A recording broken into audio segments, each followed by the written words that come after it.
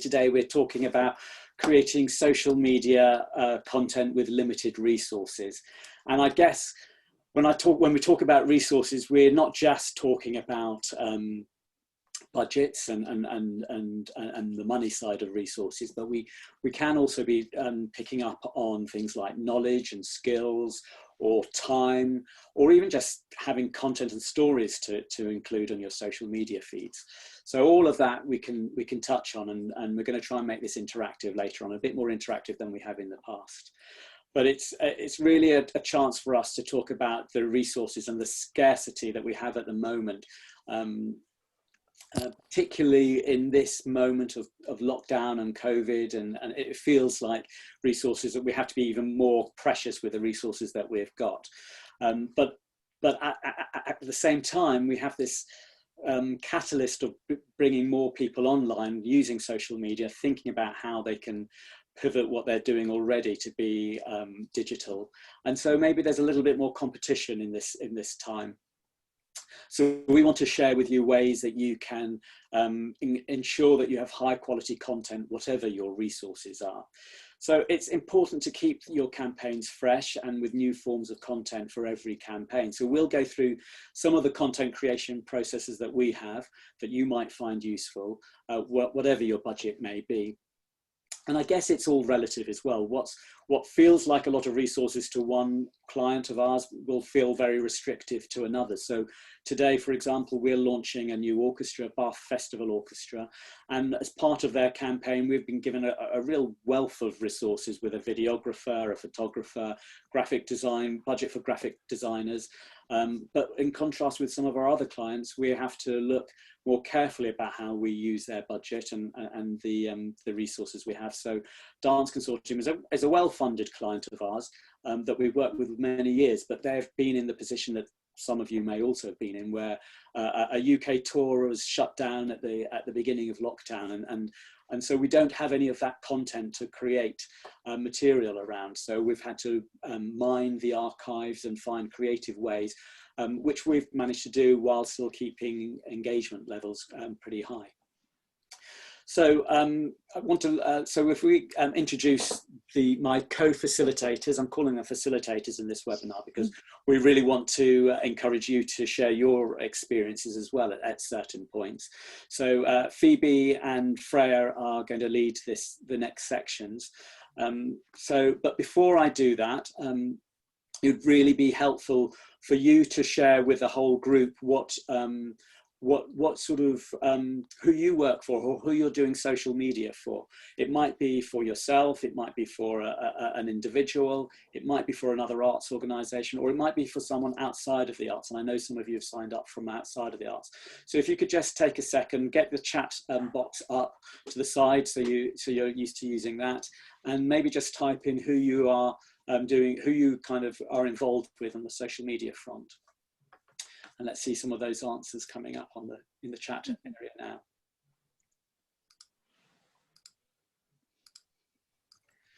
So I see there's a hi from Nikki. Jasmine, you're from Blake Hay Theatre, so welcome. Fiona, obviously we know you, Fiona, from Watford Palace Theatre, and Tiffany from Gary Clark. So strong arts set up here already. Thank you, Duncan, from Stagecoach. And we've got Leanne from Bradford, hello, yeah, and Nikki from Independent Dance. Hi, Vicky from Southampton, and Robert from EMBS School, sorry, English National Ballet School. Oh, and Ramba as well, of course, yeah. I think, did I say Nikki from Theatre Cafe? So it does feel like most of you who are sharing what you who you're from, are from arts organisations. So it's good to know that we've got a strong arts following here today. And so breaking out from our usual format, we really want to get you speaking a little bit today. So I'm going to try and pose a question, and feel free, so unmute yourself if you want to speak. Maybe wave your hand if you want me to sort of bring you into the conversation. The question that we've got for you, if I can find it again, is How have you found, what challenges have you found maintaining your social media presence through COVID? So is there anything there, is there anything particular that you've found a struggle in this challenging time? So for instance, I'll give an example. Sorry to jump in. For some of the clients that we work with, obviously we work with a lot of arts clients that have performances. So for us, one of the challenges has been with performances on pause at the moment, having something to post about, basically, which I imagine has been a challenge for a lot of you. So finding new content strands, finding ways to still kind of talk about new and exciting things while not necessarily having like a show or a tour or something to promote. So yeah, Jenny, yeah. So Jenny from Hoxton Hall, I think. So I imagine you've got a similar challenge. Jenny, do you want to just share a little bit about your challenges? Do you mind unmuting yourself? And Oh, not at all. Thank you. Just to say that I agree with what Phoebe has said. Our challenge has been, as we've gone on further with the venue being unable to open fully, is finding that content and maintaining engagement with our audiences. I am in the lucky position that today this week, we're going to be launching a podcast series, but over the summer, it really was very, very difficult. And, we would probably be posting a minimum of 3 posts per day on each of our channels. I've gone down to 1 every other day. Just because we just didn't have anything useful and meaningful to say to our audiences. I've repurposed what I could repurpose. So it's been a huge challenge, but hopefully now we're coming out of the end of it, but we'll see. Yeah. Exciting news about the podcast though. We'll keep an eye out for that and share about it. Launching that on Friday. So yeah, I'm still just preparing stuff for it at the moment. So. Okay. Good luck with that. Thank you. Yeah, looking forward to listening. Can I encourage anyone else to share? Tiffany, yes. Do you want to unmute yourself? Yeah, no, we had, I think we had quite a classic experience, really. The company was actually in the middle of a tour and they were in the minibus on the way to Scotland when they got the call, turn around, the tour is off. And as a result, really everything closed down and we went into shock, I think, probably for about a week and a half. And then very, very cleverly, our producer, Annabelle, at the time, managed to work out a deal with our funders so that we could repurpose our funding. And we were able to put together a digital program and it was a great success. It was over 5 weeks and it was based on the show that we were touring at the time, Wasteland. And so I worked with HdK, in fact, on it all. And we were able to put together, I think, a really, really very strong online digital presence or series of events that have benefited us, I think, over the summer when really we then had nothing to say by sort of doing flashbacks because we'd created content through doing that. And so we had a bit of a resource with IGTV, which was therefore a bit different to just rehashing all of the Wasteland photos and trailers and things that we had obviously been using during the touring section of the year. And then coming into the autumn, we've been quite lucky again because we've managed to put together with Gary Clark, who is the artistic director, a really sound program of 5 weeks of work spread over 5 months that I think are going to be interesting because we'll probably have about 4 or 5 weeks in between each week that there'll be live events happening with a different theme each week. So it's in some ways we've had to be imaginative and come up with new ideas for how we can pitch the same things over and over without being able to create any new content at all. There's obviously the live show is essentially what we do and that's what we would normally talk about. So having to repeat ourselves over and over again would not have generated the interest for the digital online activity. So I think it's really probably challenging the entire company. And actually, you know, when we talked to HdK about it, I think they just jumped at the chance to really do something very imaginative. So yeah, that's, I mean, you know, great work, guys, obviously, but you know, coming up with something from nothing is that's what we're doing every day now. Yeah, and as Jenny said as well, it's kind of you don't want to post for the sake of it, because then, you know, people aren't going to engage. So it is important to be able to kind of think about quality content ideas. That campaign, it was that whole thing of looking at repurposing what we had to work with and putting a new context to it, which was really a good way of kind of making that new and interesting for audiences who maybe had already seen Wasteland or had seen a lot of the kind of social media assets already, trying to put a new kind of fresh face to them with a new context of the digital programme.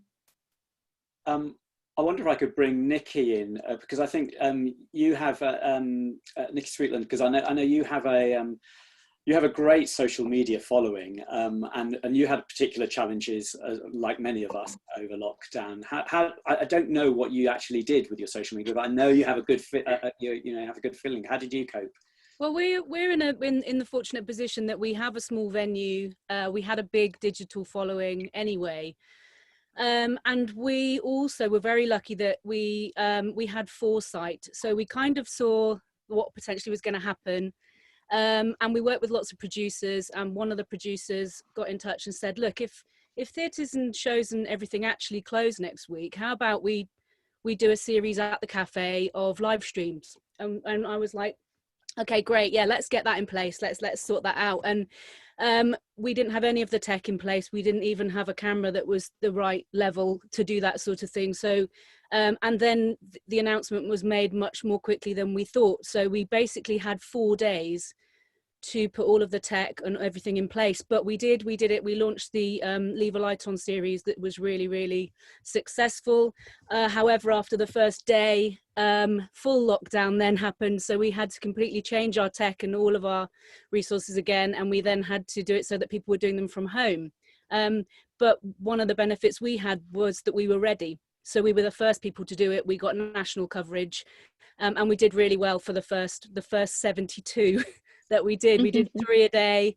I'm not going to say it was easy. It was really, really tough. But we did 3 a day. And then as the weeks went on, a lot of other people were then able to join in. So for the first couple of months of lockdown, our social media basically sorted itself, because it had concerts, we had snippets of concerts, we had, you know, adverts for concerts, different things like that. And from then on, we've had small projects sort of going on in between.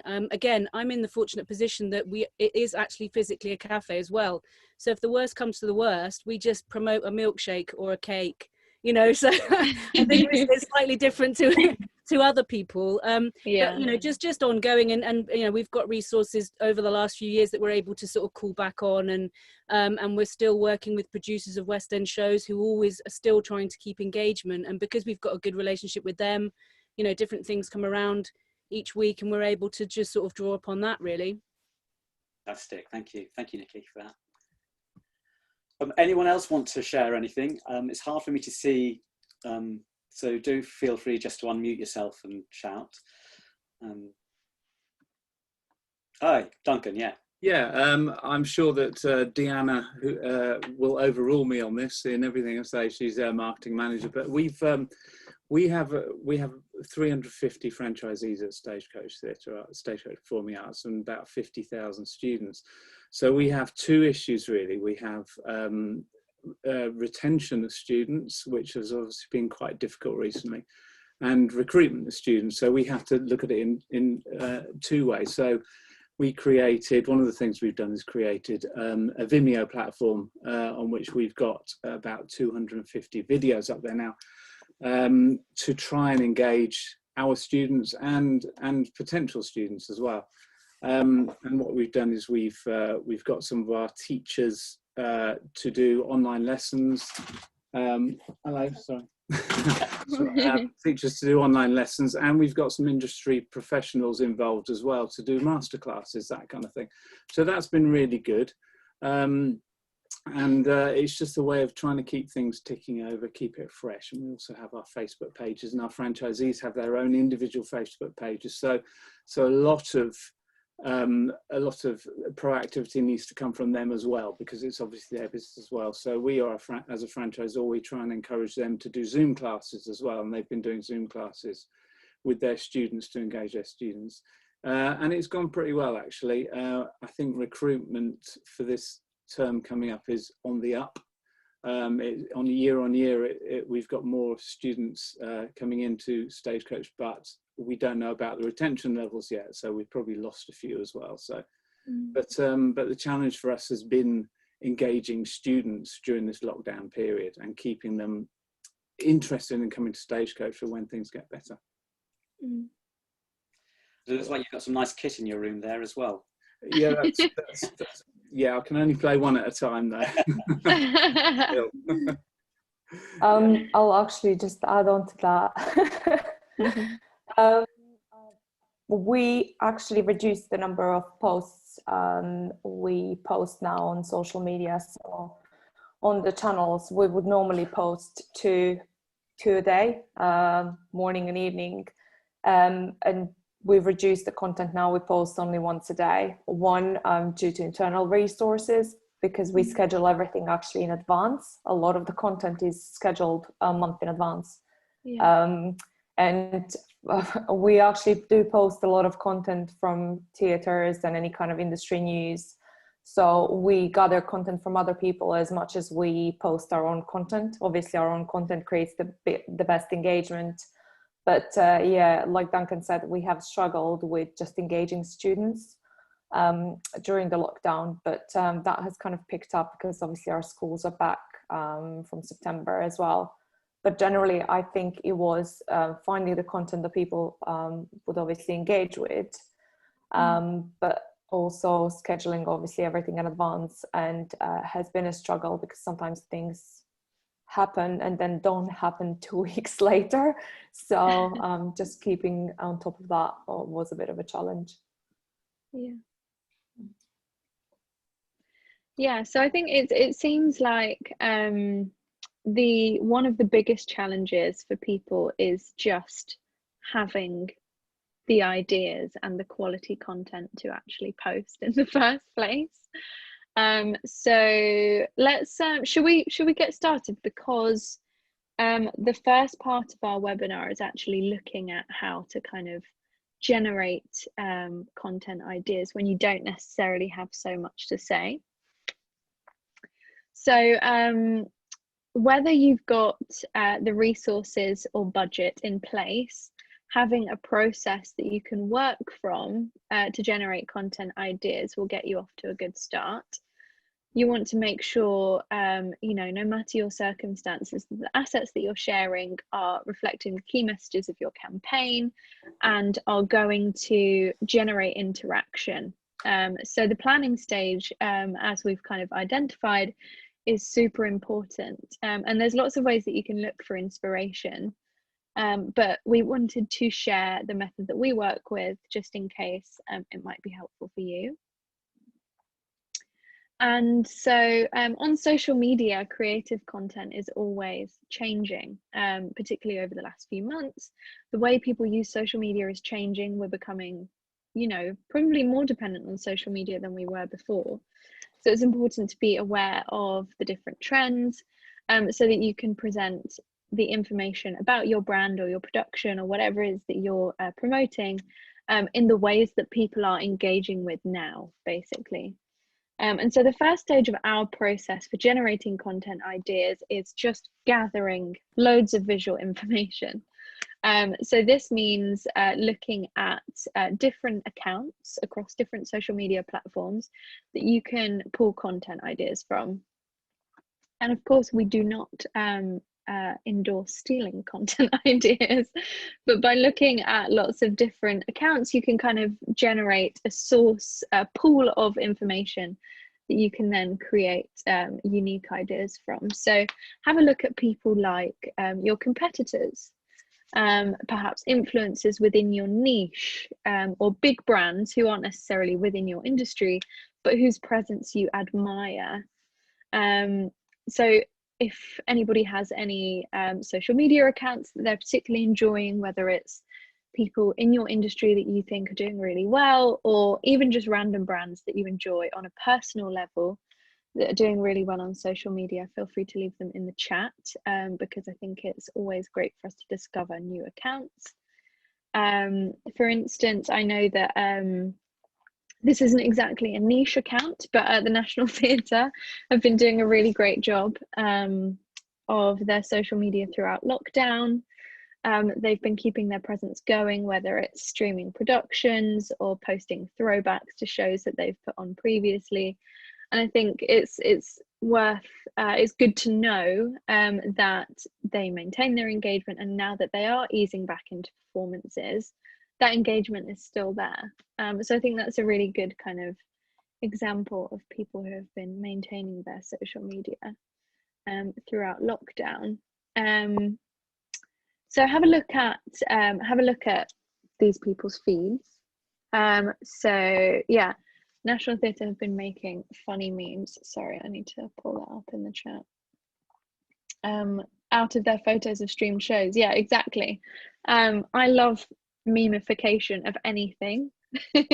People creating memes out of their brand content. So I love seeing content like that, and I need to find a way to incorporate memes into the campaigns that we do, but I haven't quite found a way just yet. So yeah, have a look at these people's feeds, identify what's performing well, think about what kind of images are they posting, what graphics are they making, and what kind of video content do they share.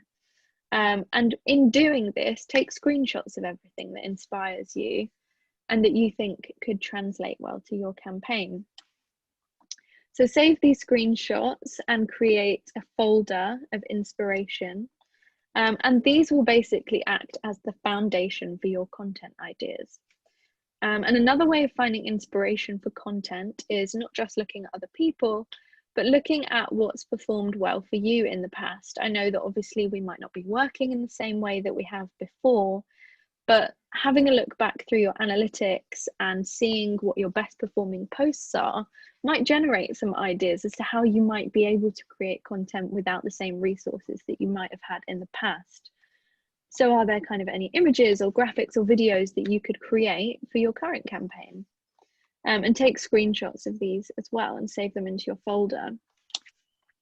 So that's basically gathering all of your visual information. So then once you've gathered that, you can create a mood board or a number of mood boards.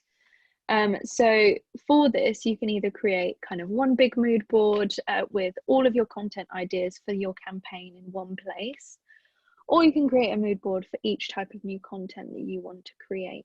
And for this, you can use, something as simple as PowerPoint or Canva, or if you want to get fancy, maybe you can use Photoshop, depending on your skill level and the time that you have available, because I know it can be a bit fiddly. And basically what you want to do is take your visual information, your screenshots, and place them into your mood board. So Holly's just shared an example of one that we've created in the past on the screen. Apologies. And so on this mood board, I'll kind of just talk through it a little bit, just to give you an example of what it, the purpose it serves. We were collating information for a tour campaign.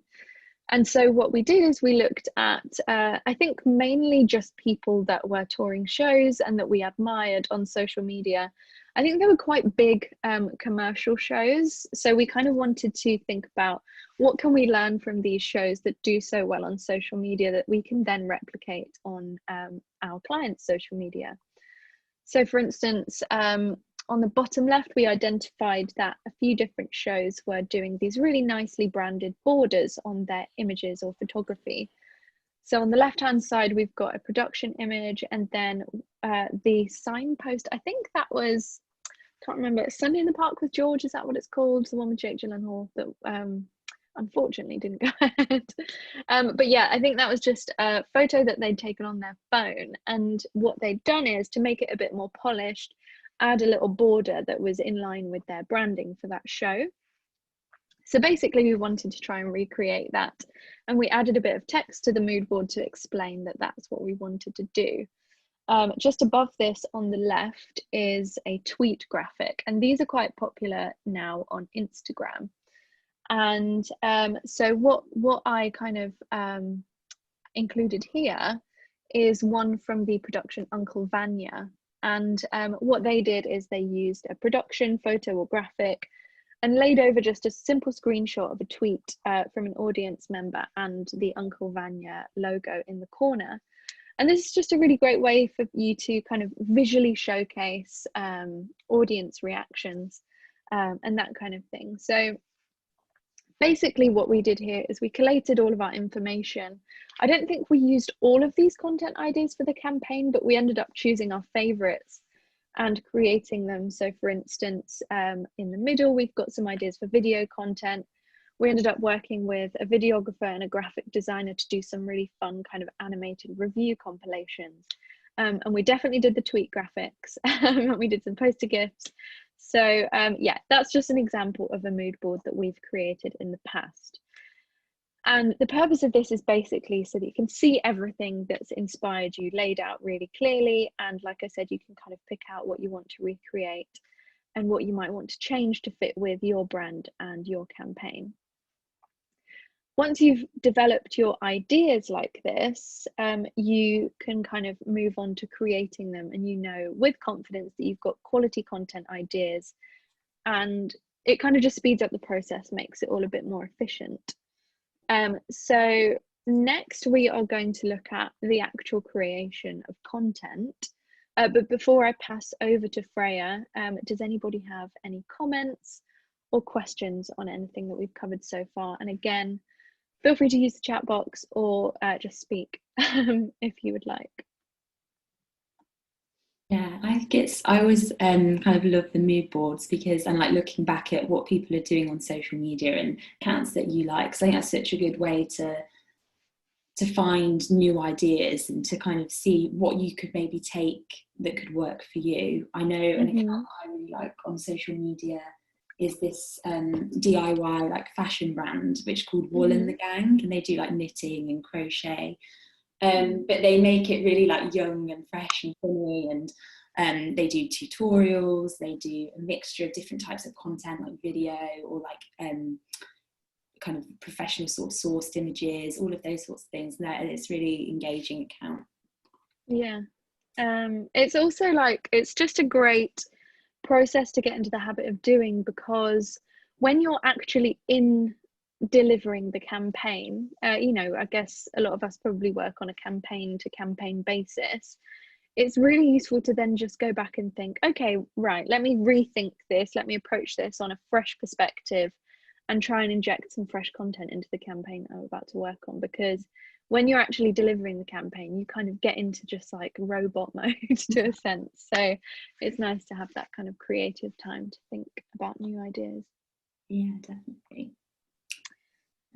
So has anybody kind of got any comments on that before I move on to the next section?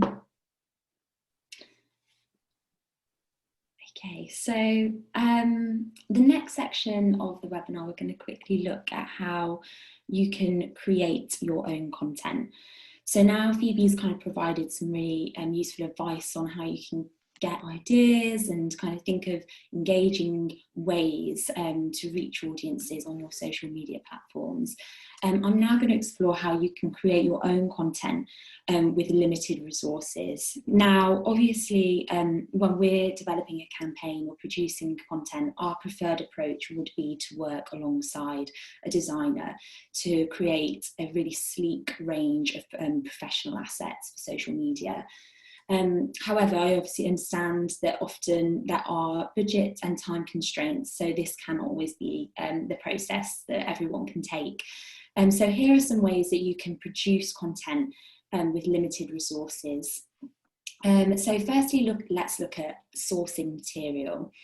Now, you may already have images or content for your social media campaign, but if you are short on material, there are ways that you can obtain professional images for free.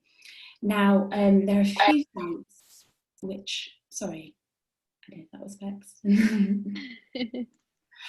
So there are a few sites where you can find free images to build your social media campaigns. And these are Pixabay, Unsplash and Pexels. So they're the few that we would recommend. And I'm going to put all the links in the chat at the end, so don't worry about trying to find them. But basically, these have a bank of professional images that you can use for free on your social media platforms. And they basically work as like a search engine in a way. You can put in just any sort of word and it will give you a series of different images that relate to that word that you can then use for free. And when I kind of use these sites, and sometimes we'll use them for HdK platforms, I kind of think about ways in which you can think of an idea in a more abstract way, because often sometimes these free images that you get are maybe kind of images that you see a lot, so you don't want them to kind of be uninteresting or something that kind of fades into the background of the social media sphere. So try and think of ways of, kind of imagining what you're trying to talk about that's kind of abstract or interesting, so they still have an impact even if they are kind of free professionally sourced images. Another way that you can kind of create content without having lots of budgets or having a lot of time is by looking back at your content that you've used, so repurposing images. So we found that in quite a few of our recent campaigns, we've looked to repurpose content and seeing if we can build it and put it into a new context. So you can always do this by the captions that you use. So you can basically, reframe that content through your caption on social media. Or you can do things like overlay graphics. So you may have a new logo and then you can overlay that onto your old images or old images that you may have used to give it a new lease of life and give it a new value for your social media platform. So another way as well to create content with limited time or budgets is utilising features on platforms. So for instance, with Instagram Story, you may be able to create your own content really quickly and effectively using Instagram Stories, Instagram Lives. Also you have Facebook Lives. So look at ways that you can maybe create content with a bit under a budget or with limited time constraints using those sorts of platforms as well. That way you can always save any lives you have to IGTV and then repurpose them and keep spreading the word about that new content on your social media platforms too. In addition, most of us kind of have, smartphones or cameras potentially. So it's also worth thinking about whether you can take any images or content yourself or any videos yourself on your phone. So if you have a product, I know we kind of mentioned with Theatre Cafe, sometimes you may use the image of a milkshake or a cake or something like that. And they're sort of images that if you don't have the time to kind of have professional images made, you could probably take them and get really good images using your smartphone or camera. Okay, so now we've kind of looked at ways that you can develop content using either professionally sourced images, using your own camera phone, or using kind of features like Instagram Live or Instagram Stories. Let's look at how you can turn that content into social media assets. So here are a few different kind of editing platforms that you can use to help create any content that you've maybe sourced from any of the places I've just said and make them a bit more professional and make them look a little bit more sleek for social media. So for editing images, to edit images, there are a variety of softwares that you can use. And firstly, Instagram actually offers its own kind of editing platform. So before you post, you can improve the quality of an image by either changing the brightness or maybe cropping out certain parts of that image. So it's always worth kind of thinking about Instagram and that platform itself and the editing purposes that it has.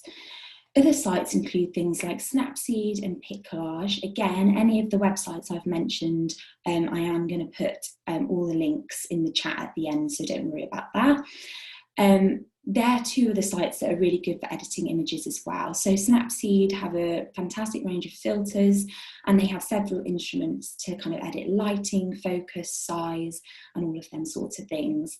And PicCollage is an app that's really useful for when you're kind of maybe adding a few different images for one singular post. So the example I've used here is for our client Gary Clark Company, which are a Northern-based dance company.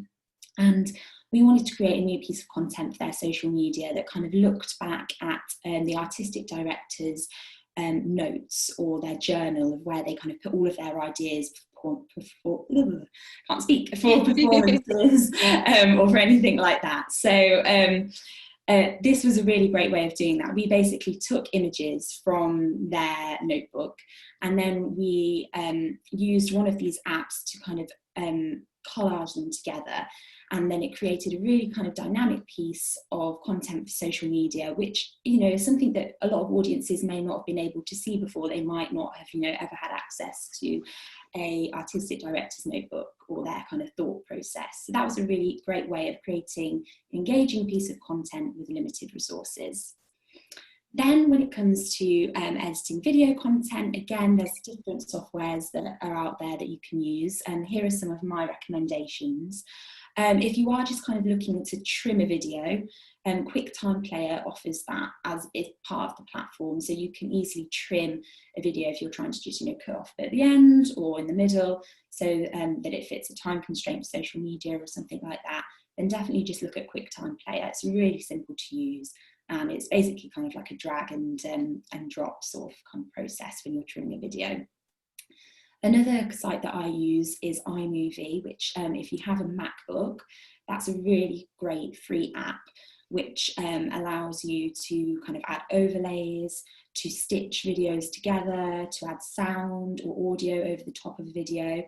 So definitely worth having a look at iMovie if you have a MacBook. If you don't, OpenShot is another video editing software which offers very similar sort of service in the sense that you can add watermarks, audio tracks. You can also add effects, so you can change the brightness, or you can also add things like overlays, like images or anything like that. So just as an example here, again with Gary Clark Company, our client, for their new digital programme, obviously we can film professionally interviews with the artistic director, Gary Clark. So he would self-film this content on his mobile, send it to us, and then I would use iMovie to either crop out any bits that weren't suitable, or any bits that maybe made the video too long for, say, Instagram, where we can only have like a 60-second video. And then I'd also add the Gary Clark Company Wasteland Home logo to the top, which again just made it a little bit more professional looking, and it just gave it a bit more brand continuity with that video. So it didn't, even though we knew that the video obviously was self-filmed, because, you know, camera footage maybe is a little bit shaky and the quality is not as good, just by adding those elements, it just helps give it that a little bit more professional feel when it's on your social media platform.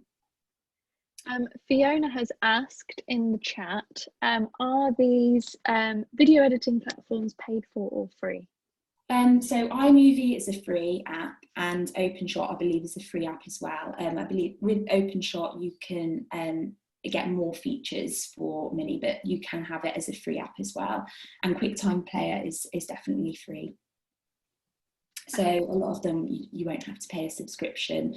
In a minute I'm going to talk about Photoshop, which obviously offers like video editing services as well, but that tends to be slightly more what I'm trying to look for is a little bit more of an advanced software. So that would have a subscription, but they're really easy softwares to use that I've mentioned, which are free. Great, thank you. Oh, that's fine, thanks. And so the next kind of section I'm going to look at is creating graphics. So aside from images and video, simple graphics can be another great way to create content on limited resources. And we tend to use Canva, which is a website which is again free, but you can also pay to have more features. But the free kind of offering is really, really good. And it's definitely worth having a look at and just having a subscribe to. And we basically used Canva to create some different social media graphics. So we used it to help create the Gary Clark Company social media graphic of a timetable for their live events, and then also for HdK too. After our webinars, we tend to put on our Twitter, we tend to put on the questions that we've had and the answers that we would recommend using these graphics, just to make content a little bit more interesting, so it's just not a plain tweet. So this again is Canva is a really, really easy website to use. They have an array of different templates that kind of go across all the main social media channels. So Facebook, Twitter, Instagram, they have all the templates there ready to use. And then you can add your own images, you can add your logos in really easily. Again, it's like a drag and drop. And you can also include things like text, you can get your branding colours, all of those sorts of things you can apply to Canva when you're creating graphics for social media. So another kind of, which I just kind of mentioned, just to kind of touch on this at the end, is that there is obviously Photoshop, which is a well-known editing software platform. And they obviously have a little bit more advanced packages when it comes to creating either editing images or editing videos or creating graphics, but it might be that you feel that is more suited to you, so it's worth having a look at their packages as well and seeing if a more advanced version would be something that you'd look into. So now I'm gonna put all of those links that I've just mentioned into the chat, so you'll have them all there. You can copy and paste them and have a look and see what you think and see if there's anything in there that's useful for you. But I think it'd be really great to see if anybody has any other sites that they might use to create graphics, or any kind of things that they can advise on when creating graphics themselves. So you can probably take the slides off now, and thanks, Holly. So yeah, does anybody have any recommendations or sites that they may have used, or maybe I've mentioned one, they've used it and they've not liked it? Any kind of Oh, let's see what Robert said. Right. I've used Over and InShot before, which has been quite good. Okay, moved response on Canva. We've moved towards animated graphics on Canva. That's good to hear. I think Canva's a really, really useful website. For Over and InShot, just to, what would that be for, Robert? Was that for creating graphics, videos? Hi, I'm sorry, I just thought I'd unmute. It's slightly easier. So with Over, it's been used to create kind of like campaign graphics, like the ones you were talking about on using Canva for. InShot I've used for layouts, but also for editing like short videos when like we've been sent something that we just need to like quickly chop off the end or something so that it fits. Yeah. So yeah, that's what I've used those ones for. Oh, that's really worth knowing. We'll have a look at that today. Giphy, so Bryony said that she uses Giphy for making GIFs from trailers. Yeah, GIFs are another kind of great way to vary the content that you're sharing on your feed, so that's really good to know.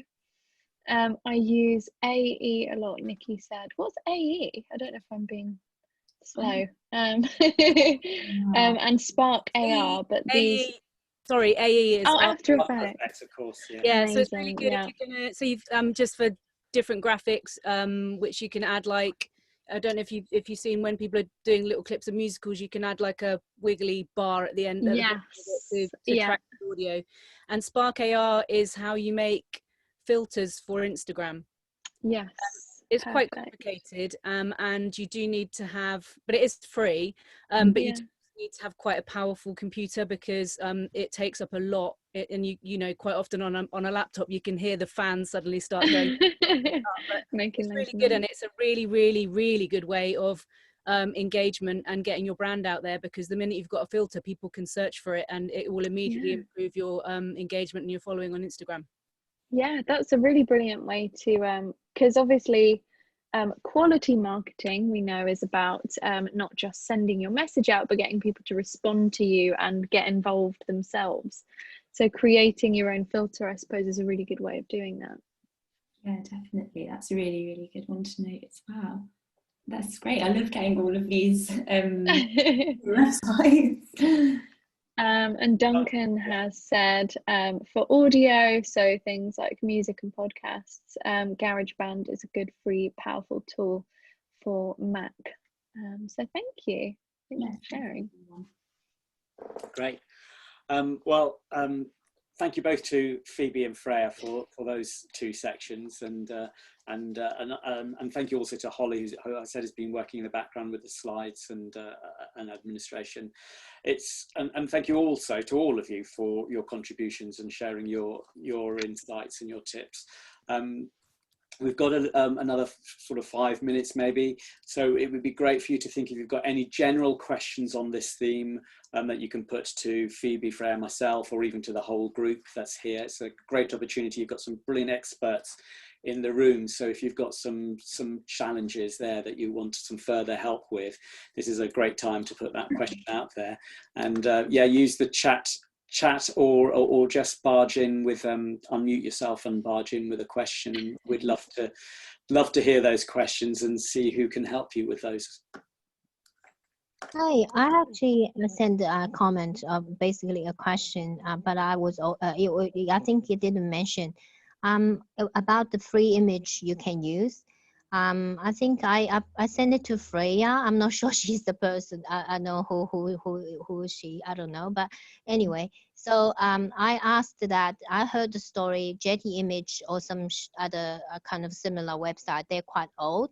They are chasing people for payments after years. So the sites she mentioned that a few sites, they're all free. My question is is this because these people are new, so they don't charge you? Do you think down the track they might have some payments again? Sorry, carry on.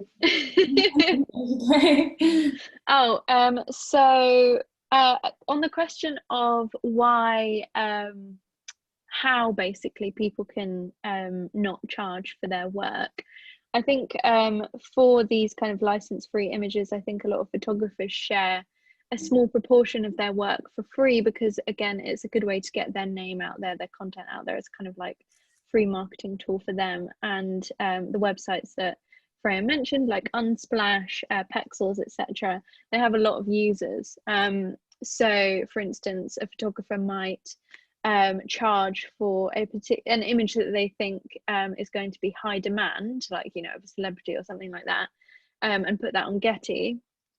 But if they have like a more abstract image, which is often what's on these kind of websites, which can be really useful for creating kind of more broad content, that they think may not get, you know, command such a big fee, then they'll kind of share that for free. So, you know, if it's been shared on one of these websites, license free, you know, you won't ever get chased for payment. So okay, yeah. good, thank you. Also, yeah, sorry, I saw the last slide says there is a there's an email, so that means we can actually email you guys in case. Yeah. Thank you. What about the slides? I was halfway through. I was late. Sorry, I got my time wrong. When can we see the slides somewhere?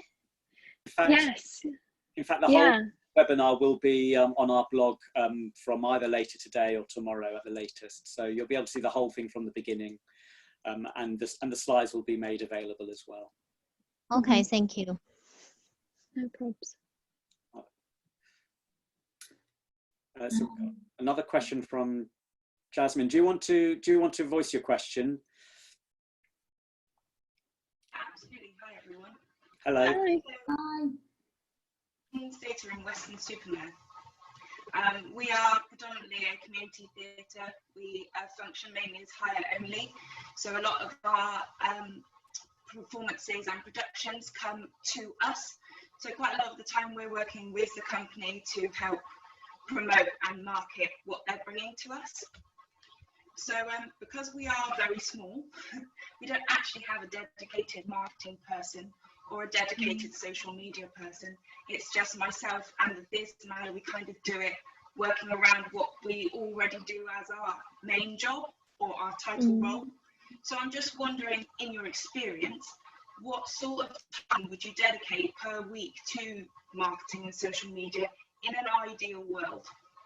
Yeah, I think we work with a number of companies or organizations that don't have a dedicated person, but also don't necessarily want to bring on an agency just yet. So it's kind of like finding a middle ground. I think I'll give an unhelpful answer first, and then I'll give a helpful answer. So my unhelpful answer is, how long is a piece of string? Because it depends how much value you place on your social media, all of that stuff. However, that's not a very practical answer. So I think, you know, bearing in mind that you have lots of other duties to focus on, I think it would kind of be split into two kind of things. I suppose it would be planning and then managing. So I suppose planning, if you're doing it weekly, and it depends again on how much you're posting, but I'd say probably weekly planning, maybe 2 hours a week. If it's just, you know, one post a day, maybe one or two posts a day. And then managing it, I guess, would be checking each day for, you know, up to an hour, checking in and interacting with people and that kind of thing. If you're on a kind of like, if you're running a tight ship, which it sounds like you are. I wonder if Jenny from Hoxton Hall, whether you've got a view on that question. Yeah. You have to unmute yourself. Is Jenny still with us? Yeah, I'm here. Sorry, what was that? So, Jenny, the question was basically, a lot of us at the moment, you know, if you're not a dedicated social media manager, but you know that social media is part of what you have to do, what kind of would be a reasonable amount of time to set aside for managing social media and kind of planning content per week? Oh wow. I suppose it depends what you want to, you know, what you want to get out of it. I can just talk about my own experience at the moment. If I'm creating graphics, like, you know, you've talked about Canva, I do use that to create little mini movies. My laptop is a little bit sort of slow at the moment, so I can spend like a day. What I try and do is set aside sort of a good sort of 5 hours or so to do some research, create some graphics, put some posts together. So yeah, maybe sort of 5 hours is what I dedicate a week. And then obviously if things do crop up, you know, I try and leave space for being able to get those and have a bit more time to create sort of one-off or last-minute things, which at the moment, so for example, we've got gigs that are being rescheduled, so they tend to drop in quite late. So allow some time for that as well. So but yeah, it can vary quite a lot. I think that's a tricky one, really. Yeah, exactly. It's kind of it depends the kind of like the depth or the quality of the content that you want to create, how often you're posting, and then but yeah, it's also, as you said, kind of worth building in reactive time so that you can, you know, make quick fire posts and respond to comments and that kind of thing. So Yasmin, does that help with your question? That sounds quite a lot from what you were saying and your workload. How does that work for you? Yeah, that's really helpful. I mean, part of our aim at the moment, the theatre manager and myself, is to try and get some dedicated hours specifically for one or both of us to be able to dedicate more time to our marketing and social media, because we understand in the day and age that we're in currently, it's really important, and it is something that can get us out and build our audience. So it's nice to hear from other places what works for them or the minimum that they like to dedicate, just so we've kind of got an idea of what we want to kind of pitch going forward, in the hope that we can get those dedicated hours. Sorry, can I just go ahead, comment on that? I've worked for various companies, and from no resource to quite a lot of resource on social media. And I think when you're starting, especially if you're at the planning phase, this is where it's the most time consuming phase, I guess, so to speak. So I think I would set up a process, because process gives you structure and also means you can then have a time, and you'll learn to know how much each stage takes you. I think if you have a templates, a generic templates that you create, then you can reuse them, where you can either, for like the example we've seen, you can either change the frame with every show or etc. So you almost set a brand for yourself where you've got templates that you can reuse as you change the performances, as the performances change. But I also think with the shows, for example, if you have people that are on tour, a lot of the times they will have a content that they have used either elsewhere, or so you can always ask, have you already got content that we can use? Because then it gives you at least a starting point, and it saves you time reproducing something that already exists that you can use. I think in terms of the engagement, it really depends, like others were saying, what your expectation is, or how much time you can dedicate, because you can engage on social media on daily basis or hourly basis, or you can dedicate, so every 2 days you set aside half an hour to pick up any messages or any comments that have come through if you want to respond. So I think to save yourself a lot of stress and pressure, I think create a process or a structure that you think would work for you. I think that would be the best probably advice that I can offer. Yeah. Thank you. That was really helpful. Yeah. Yeah, creating a plan it takes a lot of time to begin with, but then it saves you a lot of time on the day-to-day. Tiffany has been sharing about how with Gary Clark Company we will create a calendar and plan all of our posts for like a month or however long the campaign period is, and then we can schedule them in advance. So then once that's done, you can kind of do that kind of commenting, engaging, reacting. So yeah, it's good to have a plan in place for sure. Yeah, and I think it's definitely really important to ask as well if people have content or any guides or help that they can provide for you, if you've got any performances that have got that, because I know that we do provide that for venues, just simple captions and a folder of images that they can use just to make your life a lot easier, so that you can just copy and paste and get some content out onto your social media. Yeah. Thank you very much for your questions, everyone. I'm very conscious of the time, and I know you're all very busy people. So just a chance to wrap up a little bit.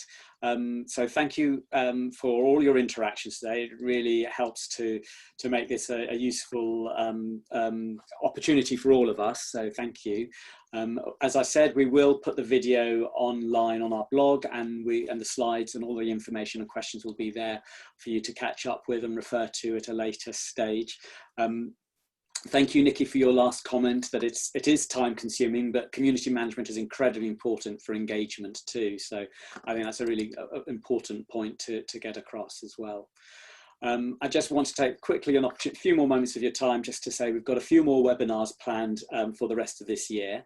Do you want to? Yeah, so yeah, I'll talk through each of them very quickly. So we're doing monthly webinars now up until the end of the year and hopefully beyond. But the ones that we have planned so far are improving engagement on Facebook and Twitter in October. We've done a lot about Instagram, but we know that a lot of you are on Facebook and Twitter as well. So this will be basically how to improve your results on those platforms. In November, we are doing how to grow your brand's blog. This will be looking at why you should do a blog as your brand, the kinds of content that you can share, how to optimize your blog posts for search engines, and then how to promote them. And then finally in December, we've got a webinar on top tips for newsletter success. So we send a lot of emails, what are they called? Sorry, e-newsletters. I think I've like done so much talking that I'm having a brain malfunction. We send a lot of e-newsletters. So what we're doing with this webinar is kind of imparting the learnings that we've had on how to improve your open rates and your click-through rates to get the results that you want from your newsletters. So yeah, lots of exciting webinars planned. So but it would be really good to get some feedback in the chat box if you've got, just before you leave, just what did you get from today? What was what was ideas did you find useful? And if there's anything else that you want us to pick up on in future webinars or blog posts, do suggest those as well. And then just to keep you all up to date, Phoebe, do you want to sort of explain the last bit? Yeah, so we also do a monthly newsletter, and each month we'll share a kind of in-depth guide on a different digital marketing topic. So far we've done topics like creating video content, and then this month, which we'll be sharing in a few days, so do sign up if you're interested in receiving it, is all about going live on Instagram. And this has been written by who is essentially now our in-house Instagram live expert, Freya. And she's been putting together some tips on things like how to prepare for your Instagram live, how to make it look as professional as possible, and how to then repurpose that content and all of that kind of helpful stuff that it sounds like we're actually all interested in doing at the moment. So Freya shared the link for that in the chat if you're interested in signing up. So that's it for us. Thank you very much. Yeah, feel free to unmute yourself and say goodbye, and we'll say goodbye. We'll say for a few more seconds just to see everyone off. But thank you for joining us today, and we look forward to seeing you again in a future webinar. Thank you.